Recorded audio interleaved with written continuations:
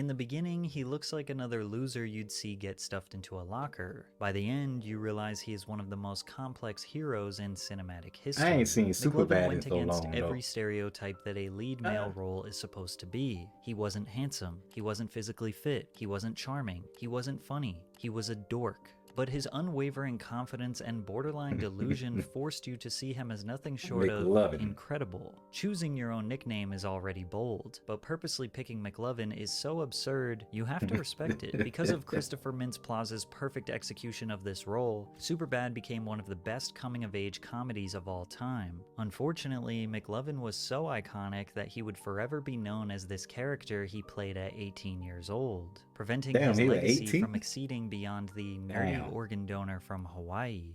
Christopher Mintz-Plasse was an ordinary kid raised in the Los Angeles suburbs. Although he was often casted the role of the nerd, Chris says this didn't Bro, reflect what that movie is right there. I always forget this. Damn, what is that movie called? Damn. I always forget what that movie called, bro. his reality. I don't do it as much as I Damn, I used can't to, think of but that when I'm movie. free and get the chance, I play basketball all the time. I know the movies I've been in make me look like a nerd, but I was never like that. It's common for Southern California teens to consider acting early on since they are right next to Hollywood. When he got to high school, Chris started attending acting and improv classes and even joined the improv comedy team. During his senior year, he caught wind of a movie audition a few of his acting buddies were trying for and figured he'd casually send in some headshots from his 2006 camera phone. Judd Apatow and Seth Rogen thought Chris had the perfect nerdy look, so they invited him for an audition with the rest of the cast. I ain't gonna lie, that's fucked up. That's fucked up a little bit, but it's cool though. Like, bro, fuck you. But bro, that shit funny. Niggas say basically, nigga, you look like a regular nerd type shit. It's funny, so you go play this role. It's hilarious. I wanna be real. Hey man, Mclovin sounds old, okay? Come on, the chicks are digging it. You kill me? Are you kidding me, dude? Fogel, under what circumstances would you ever show that thing to a chick? Dude, she could totally ask to see my ID. This how it go? This how fucking movie studio thing go? I would have never guessed that. Oh my god. I don't believe this. I can't even, this says you're 25. Why don't you put 21 on your ID? You're f***ing predictable, Seth. I knew you were gonna ask that. Listen, ass face. All right, every day, hundreds of kids go into the liquor store with their fake IDs saying they're 21. Just how many 21-year-olds you think there are in this town? It's called strategy, okay? This was Chris's very first movie audition, and he perfectly played the role of the overconfident high school loser. But immediately after Chris's audition, Jonah Hill was like, not that guy. Superbad was a film written by Seth Rogen and his childhood best friend Evan Goldberg. The plot loosely No. Good luck. No.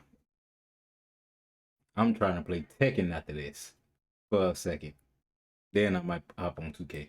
resembles their real experiences Might. as teenagers. Might. Wrote it in high school for the most part. I might So, be lying. Something would happen to us Monday, we'd write it in on Tuesday. Our whole goal for writing it was to make a very realistic portrayal of our high school experience. So there's one part of the movie where Michael Cera is kind of explaining what he did the previous weekend, and then they're shotgunning beers, and then they're at I know what you're talking about. I know what you're talking about. one of their parents' parties, and they go to a strip club, and then Evan pukes all over Seth, and like that night literally happened. Now, what unfolds in Superbad is definitely not realistic. However, the basic idea of the plot resembles an accurate look into the Yeah, I know life what of you're an talking American high schooler in the early 2000s. Seth and Evan are about to graduate and go to different colleges, and they want to make their last summer together memorable. Seth constructs a plan to buy alcohol for a Damn, I just thought about it. Kool-Aid. Have you ever seen Superbad? You ever seen Superbad? What the fuck? Your ass might be too young to even have seen this movie. Cap. Nigga, you trying to call me Jonah Hill? Shit, I wish I had his money. Shit. I'm gonna be real. I wish I had Jonah Hill money. party in order to impress girls they have crushes on. But they have an ulterior motive. They are trying to sleep with these girls so they can lose their virginities before college. He said that's an ulterior motive. Like, nigga, that's every high schooler brain, nigga. The fuck? ulterior motive. That's what everybody try to do. The fuck? Only problem is they are not old enough to buy alcohol. Luckily, their friend Fogel may have just saved the day as he acquired a fake ID to purchase the alcohol. Fuck you. Lunch, I'm My going to forehead the not same even that big. Fuck you, man. Fuck you talk about. My forehead not even that big. place Mike Snyder went to pick up my brand new fake ID. Chica, yeah, fake ID. Outside. In the film, Seth and Fogel have some disdain for each other, which was also the case behind the scenes. But before we get into Chris and Jonah's real-life beef, have you ever Googled your name and seen yourself on one of those strange sites that has way too much information about you? I'd rather have that stuff not available to just anyone who's looking. Motherfucker, I don't got to know that. Why do you keep telling me this shit, nigga? You don't have to tell me everything you do. Or, bro, you don't have to type everything you say. I think in your head, bro. Looking What? for it. Data brokers are making tons of money selling your information to can follow if it's object instead of having an identity information and keeping, or you can go.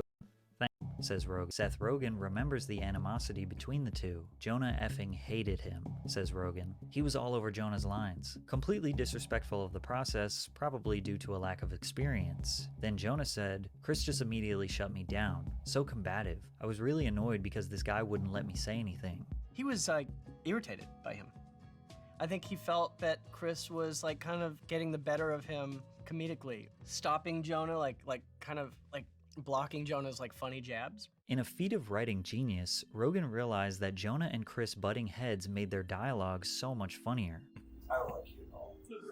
That's okay, I don't like you. Their constant bickering and insults perfectly represented a typical teenage boy's friendship. Rogan and Goldberg felt that What? Nigga, you know my name. The fuck is you talking about? there were no high school movies that were really capturing what The teens fuck? were experiencing. No teenagers talking about drinking and getting laid, in the foulest terms possible. So we wrote one, basically. There was no movies that was really Cap. Was this really the older movie? Cap. Ain't no way. Ain't no way. No, I ain't telling you my government, nigga. If you don't just use my nickname, the fuck? Superbad can be credited with popularizing raunchy terms into regular vernacular. It was the first movie to use the term finger fuck, which would go on. Really? Superbad? You Finger fuck? That was the first movie that ever did it? To be Okay. used in rap songs by Tyler the Creator, Lil Wayne, Logic, Migos, and countless others. Hold on now. Nigga. Fuck you. But ain't no way they try to say they created that word. DTF, or down to fuck, was a catchphrase that Jonah Hill randomly said while he was improvising that ended up becoming a popular slang term. She looked me in the eyes and said, Seth, Mom is making a puby salad and I need some Seth's own dressing. She's DTF. She's down to man. Pee and vagina. That's where that came from? Nah, ain't no way that came from fucking Superbad. DTF? Ain't no way. I ain't going for it. Man. But easily I'm not the going for most that. iconic word, I'm not going phrase, for it. or name from the film is Mclovin. Seth and Evan said on Reddit that they came up with the name Mclovin in the original script that they wrote as 13-year-olds. In the film, the character's name is Fogel, which, as many of you know, is the geek that tries hard to be cool.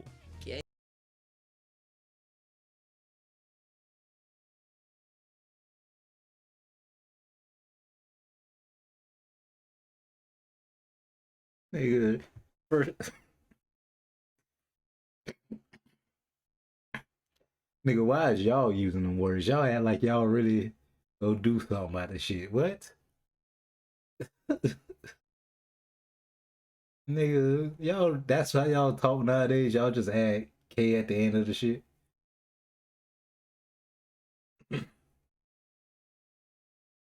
Y'all just adding K like y'all really know what the fuck it is for real. You probably barely know what it mean. Let's be real. You probably barely know what it mean. What's up, sweet? What's up? The fuck you, nigga.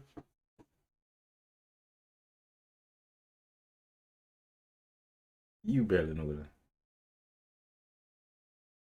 it. You don't even know what it mean? What's up, kids? Bruh, how you saying it but you don't even know what the fuck it mean? How you saying it though, Kool-Aid? Not that this nigga trying to little bro kids is crazy. Damn, kids, you just gonna let that nigga little bro you like that? It's crazy.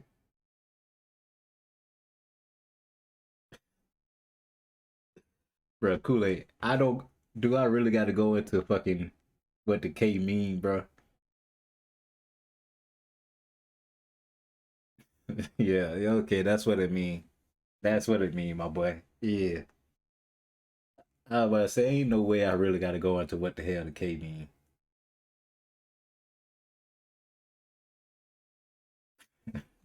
I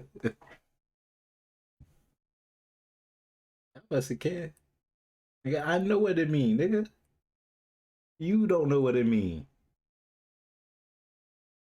So why you using it? The fuck? Why is you using it if you don't know what it mean, bro?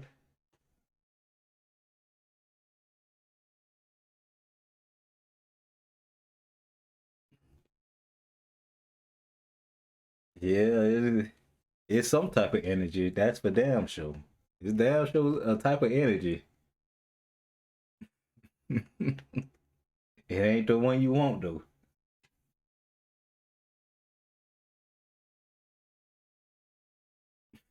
Them niggas say the K. Okay, nigga, I'm getting back to the video, nigga. But when purchasing his fake ID, he can choose What any Kool-Aid name he talking about? wants. So he decided to pick the most badass name he could think of. It's flawless. Here, dude. Check it out. Look. McLovin? Man, why does it say McLovin on it? Well, they let you pick any name you want when you get down there. Fogel's dead set on Mclovin being a great name. Not that you call him McLovin retarded is crazy. My boy was that nigga in Superbad, man. Don't try McLovin like that. I don't even know his real name, but his name McLovin. Combine that I with don't his witty remember his jabs real at name Seth, at all. and he totally shifted the audience's feelings towards him. I mean, it's up to you, Fogel. This guy's either gonna think, here's another kid with a fake ID, a 25-year-old Hawaiian organ donor. Okay, so what's it gonna be? I am McLovin. Mclovin becomes an audience surrogate here. They relate to the feeling of being proud of an idea, but having someone like Seth constantly trying to bring them down. Mclovin can't even wear a vest without Seth attacking him. Despite the constant hate, Mclovin wants to be the boss, Fuck the you. hero, the man they can rely on to I'ma watch get the what I want alcohol to. for the boys and the girls. But that's not how Seth sees it. Seth treats him like the fall guy. If Mclovin gets caught with a fake ID, Seth and Evan won't get in trouble, and they can come up with another plan to win over the girls. I think this is a major reason why his character became so beloved. Despite being treated like crap, all of this— No, how about you watch Superbad? That's what you do. Watch Superbad. Your young ass need to watch it. stakes of this mission are riding on Mclovin. He is taking on multiple different archetypes that are quintessential to the progression of the plot. The cops then arrive at the liquor store and he has to be caught, right? I mean, surely they don't think his real name is Mclovin and that this has got to be a fake ID. But no, they think his name is actually cool. They don't view him as a nerd, but rather an interesting organ donor from Hawaii, which sets up the rest of the movie for Mclovin to just be unapologetically himself. Hey, did she say we're gonna get to like shoot somebody or something? Oh God, I wish. Nah, it's probably just some lame house party. Oh, that's drop by. Barry. Is that cool? Yeah, man. Show these f***ers how we roll. And despite him getting caught up with the cops, he still comes through with the alcohol, completing the original mission he set out to accomplish. Even Seth had to admit that Mclovin is the man for that. We made it. We made it with the booze and everything. We made it. Hold this. I can't believe you still have the liquor. It's awesome. Yeah, man. I told you the idea would work. I fooled those cops. I'm McLovin. Woo! I am McLovin. As if the story couldn't get any better for Mclovin, he is the only one out of the three that ends up getting laid. He did get some pussy that night. He did get. I forgot about that. Bro did get pussy that night on that movie. McLovin was that boy. McLovin was that boy in that movie. Let's be And real. since he was 17 years old during the film, his mother had to be on set watching her son perform his first sex scene. I got a boner. Good. And why not just put the cherry on? Nah. I got a boner. That nigga say I got a boner. On set watching her son perform his first But sex nah, scene. bro, that's I wild. got a boner. Good. And why not just put the cherry on top? He gets dragged out of the party fighting the cops, which impressed all of his peers, then ends the movie guns blazing. Break yourself, fool!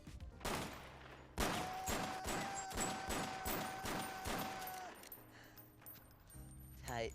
With all the cards stacked against him, Mclovin saved the day, got the girl, and was a total badass while doing it. With a relatively small budget of $20 million, Superbad surpassed everyone's expectations. Damn, that bit made 121 million. It's crazy. God damn. Earning $33 million on its opening weekend and eventually grossing $300 million Oh when my including God. revenue from DVD sales. The day after the movie premiered, Christopher went from a nobody to a superstar. Literally the next day after it came out, I went into the Habit, which is a burger joint down here in LA, and like people screamed at me from across the hall, McLovin, and chased me down, which was very alarming at age 18. Yeah. And very surreal and kind of cool. You know, I probably felt like I was the Beatles or something back then. He told People magazine, "It was very alarming for a 17-year-old person. I was trying to figure out who I was Nigga, as you gonna say it twice, my nigga? You that bad at math, my nigga? The fuck? a human being at the time, and then to have millions of people knowing you as Mclovin was very intense." Mintz Plaza's performance earned him a nomination at the MTV Movie Awards for Best Newcomer. Superbad was an instant classic, and Mclovin was a McIcon. The hip-hop community loved Mclovin. Wiz Khalifa could be credited with being the first rapper to name-drop him in his 2007 track Be Easy, where he says, "Yeah, the young and Superbad, you can call me Mclovin." He was mentioned in quite possibly the biggest hip-hop collaboration of all time. In the 2009 track Forever, featuring Drake, Kanye West, Lil Wayne, and Eminem, Kanye says, "Superbad chicks giving me McLovin." In Kid I don't Cudi and Ye's remember that. collaboration Erase Me, they hired Chris to perform as the drummer in the music video. Ironically, rappers' images are the antithesis of McLovin. They are typically seen as smooth-talking, womanizing, stylish, and all-around cool people. But as hip-hop grew into the most popular genre in the world, countless rappers glorifying McLovin made him this larger-than-life figure. A quick search through Genius and you will find Mclovin being referenced in lyrics by just about every rapper you can think of. Chance the Rapper, Lil Pump, Tyga, Logic, 21 Savage, Megan Thee Stallion, Rich the Kid, Migos, the list goes on forever. In a 2009 interview with Jonah Hill, he told Gonna keep MTV saying that that. he and Eminem were friends. Eminem says his favorite movie is Superbad, ever, of all time. He said if there was an award for best movie ever, he thinks Superbad should win. He quotes all the scenes to me. A viral I'm not gonna lie. Seth Rogen, when it came to movies back in the day, was crazy, bro. He was dropping hits after hits with movies back in the day, bro. Like, it was crazy. I ain't understand how almost all your movies was funny back then, bro. I viral didn't YouTube understand sketch that. titled "The Truth Behind Trapaholic's Voice" helped certify Mclovin in hip-hop even further. Chris is seen delivering some of the most iconic hip-hop vocal drops of all time. Real trap shit. Trapaholics. We make it look easy. Nah, you can't say that about McLovin. Let's be real. McLovin, can't say that. Walk with your boys. Damn, son, where'd you find this? The video spread like wildfire, and even sparked a little challenge of people trying to recreate their version of the drops. Now, the Trapaholics vocal drops date way back to the early 2000s, but there were some people who genuinely believed Chris was the voice. Even the Mclovin fake ID became a recognizable piece of history. In 2021, Blake Griffin wore a pair of basketball shoes designed around the ID, and thousands of replica cards still get sold every month on Amazon. Chris was stamped in pop culture as Mclovin. He was a beloved icon, but as you can I was imagine, about to say, I can already see he ain't getting no other roles probably besides after this. He got a few. He got a few after this. I remember he did get a few, but it wasn't as big as McLovin. imagine this made it very difficult for him to outshine the legacy of Yep, that role. like I said. Immediately after Superbad, Chris got a ton of visibility from Jimmy Kimmel when he was invited to do a comedic music video sketch that was jam-packed with A-list stars: Matt Damon, Ben Affleck, Robin Williams, Brad Pitt, and Mclovin. He quickly secured another nerd role in the comedy film Role Models. Cause you ain't as cool as Mclovin. Let's be real. That's probably all it is. You ain't cool. You can't compare yourself to Mclovin. What is you talking about? McLovin was a cool dude, my boy. What the fuck are you talking about? He said, "I'm not really that good." But nah, on some real shit, nigga, talk, nigga. How about you do that? Just talk. Don't be weird, nigga. Just talk, nigga. God damn. That's all it take, nigga. Especially when you in school. Just talk. The fuck? That's all it take, nigga. You too scared though. I understand it. I understand it. You scared. You just scared though. That's all that is. That's all it is. How about to say, and get an Instagram too.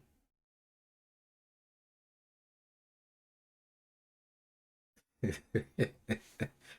ain't gonna lie. You best off just go ahead and get an Instagram and shit, bro. Bro, that's how it be. Right. Get your Instagram and start following all them hoes from school, bro. That's what you gotta do. Then you talk to them and shit like that. Like, that's all you just talk, because you still in school. You don't really need too much. All you need probably is a little bit of lunch money. You talk about a bad boy, it's crazy.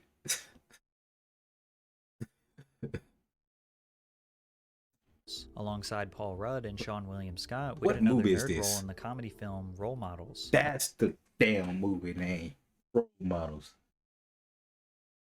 That's the movie name. Role Model. Bro, I always forget this movie, bro. Alongside Paul Rudd and Sean William Scott, which generated nearly $100 million at the box office. Then followed that up with a tertiary role in year one that just barely broke even in the box office. But his second most successful primary role was in the 2010 film Kick-Ass. Oh, he was which was in about that. a nerdy high school Yeah. student who decides to be a superhero.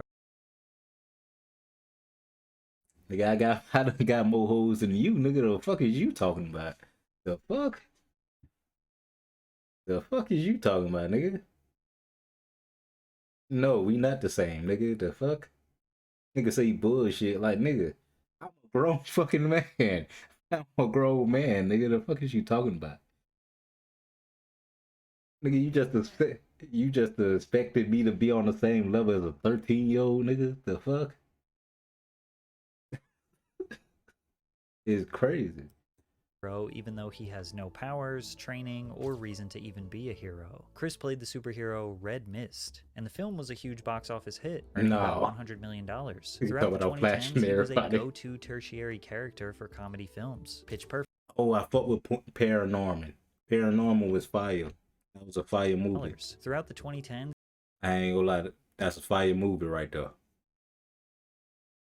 he was a go-to tertiary character for comedy films. Pitch Perfect, This Is the End, The To-Do List, Neighbors 1 and Neighbors 2 were all big films that he can be seen in. However, it became clear that Christopher was... Oh, he got more parts than I thought he did, bruh. Didn't get... Nigga, what? Nigga, what? What the fuck is you talking about? being typecast in Hollywood, which is essentially when someone plays the same general character in every film. No matter what movie, Chris was always the nerd or the skinny weakling who isn't taken very seriously. And although some of the films were successful, none of them came close to eclipsing the domination of Superbad, which made every character he portrayed look like a lesser version of Mclovin. People didn't even refer to Christopher Mintz-Plasse as his real name. They would say, oh, that movie has Mclovin in it. I met someone at the Celtics game that's like, hey, Mclovin. I'm like, yeah, what's going on? My name's Chris. And he's just like, I'm calling you Mclovin.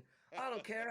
I'm calling you this. And I'm like, all right. However, there are some benefits to being typecast. If you are in the right genre, which for Chris is comedy, you can easily get consistent work. Every time there is a goofy or raunchy comedy being made, Chris is seen as a viable option for a character. This has kept him very active, doing a major production every year for well over a decade. Like his most recent movie, Honor Society,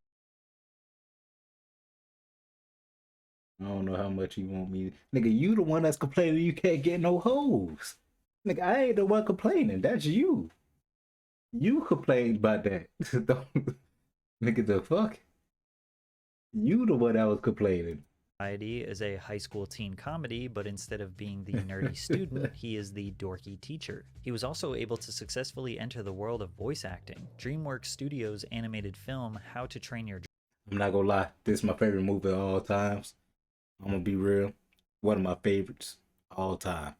Dragon casted sure. Chris as Fishlegs Ingerman, who Oh, is it's the resident Fishlegs? dragon nerd and statistics guru. The film grossed $500 million, was. which was DreamWorks' highest grossing film outside of the Shrek series. Not only For did sure, he get W multiple movie. years of consistent work due to portraying Fishlegs, the film's success gave him a wide open door of opportunity Fuck as you. a career voice actor. He voiced Alvin in Paranorman, another $100 million success. He voiced King Gristle in DreamWorks' Trolls, a I ain't watched that. $350 million box office smash. He also earned a lead voice role in Blark & Son, which is a highly rated Never Comedy watched Central it. animated series with a cult fan base. But the other benefit of being typecast is that roles don't require much prep work. He shows up, performs as the character he always does with small changes, and collects a paycheck. This gives him a lot of free time to hone in on other passions, like music. Ploss invested some of his Superbad earnings in a drum kit to play in his band, the Young Rapscallions. However, after 8 years and only one EP, the band came to an end when the bassist decided to quit, but he didn't give up. Chris started a band with his childhood friends called Main Man. The indie alternative band grew up together in California. They found their sound by combining indie/psychedelic rock with surf and turf funk, which is a common sound from the Southern Cali area. Main Man has released you 2 mean? EPs titled Mistaker in 2017 and another in the same year titled Social Security Party. The band was never really able to get off the ground, and once the pandemic hit, that was kind of the end of their dream. Hey, what's up with this LSD ass fucking music video The band right was here, never bro? really able to get off the ground. Niggas on hella drugs making this video. And once the pandemic hit, that was kind of the end of their dream. But Chris's passion for music and performing is far too strong to quit. By mid-2021, he started playing in the band Bankweller and is still touring with them to this day. While some might think Christopher Mintz-Plasse' career is lackluster since he was not really ever able to surpass the legacy of Mclovin, others look at his career as a massive success, being able to land multiple roles in TV shows, movies, and animated films every year since 2007. And on top of that, touring with a successful band and getting engaged to his longtime girlfriend. He is only in his mid-30s and likely has a long, consistent career ahead of him. Man, this man won that life. The fuck? This man won that life. He got consistent ass money coming in with no problem and shit, making millions. Like, man, nigga, you won that life. Man, I ain't trying to hear this. How hard it is for you. Man, you made it in Hollywood, man. You get roles consistently. The fuck? Be able to outdo his 17-year-old role. But the best part is, he doesn't hate that we all love Mclovin. He is honored. I guess I haven't been called Mclovin in a year. I kind of miss it now. My ego kind of. Don't say that. No. But now, I take it. I think it's a sense of endearment. Like, it's cool that if I were to walk outside and someone said it, it's cool that they remember it 14 years later and still want to talk about it. I think